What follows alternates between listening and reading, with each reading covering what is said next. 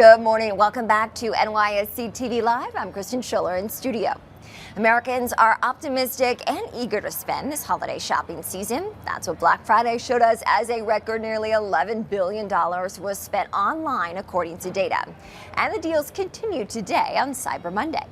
Well, for more, I want to bring in my colleague Trinity Chavez. Trinity, always a good time of the year, of course, to check in on our digital hygiene as online activity ramps up. What can you tell us? That's right, Kristen. And with Cyber Monday kicking off today, it's one of the biggest online shopping sprees of the year. It's not just the retailers gearing up. Cyber criminals are also. From phishing scams to data breaches, the stakes are high for online safety, and they've never been higher. And now to help us understand the risks to watch out for and how both businesses and consumers can stay secure during this shopping frenzy is Chris Wysopal. He is the co-founder and chief security evangelist at Veracode. Chris, good morning. Hi, good morning.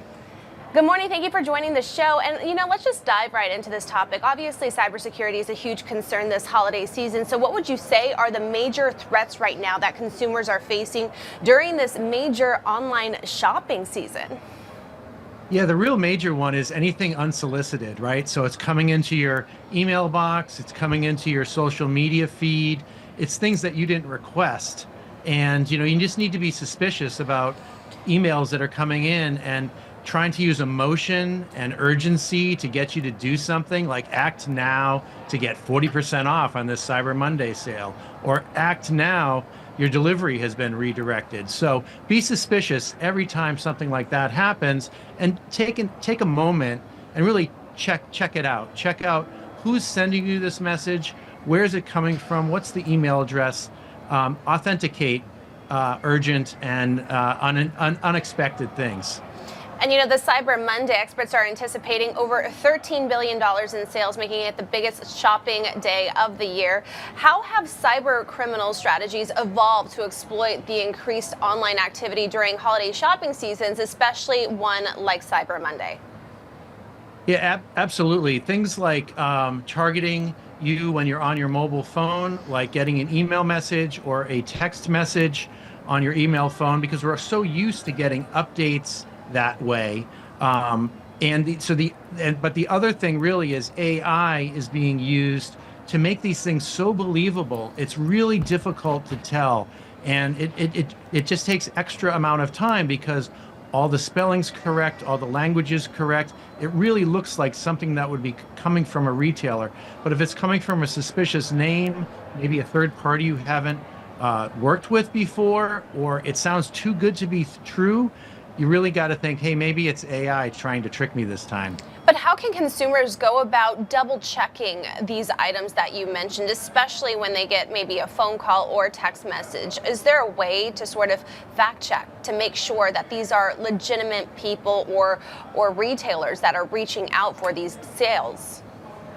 Yeah, this is just happening all the time. I mean, this has happened to my relatives. And I say, if you get a phone call or a text message, you have to then go and don't return directly to that phone number or click the link in that text message. Go to the website. If you have a relationship with that organization, maybe it's a delivery company or a retailer you've bought something from, just go directly to that website and find out if there's an issue that way. Don't react to the message, the links and the information in the message directly. That's how they get you to go to a scam site, and that's how they're going to find your password. They're going to trick you into doing some behavior that they can take advantage of you. And from a business standpoint, what steps should retailers take to strengthen their cybersecurity measures during high traffic shopping days?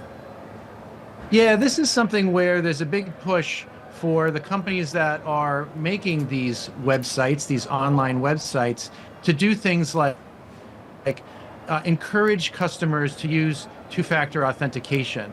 Make it comfortable and normal for them to, when they authenticate with a password, that they then have to, click on an email message sent to them or on a text message sent to them, and make that the default. The number one thing we're seeing is, passwords get stolen when all you need is a password to log in. And it's really up to these retailers and other website designers and owners to build in this functionality. Consumers really can't do this by themselves. The retailers need to do it.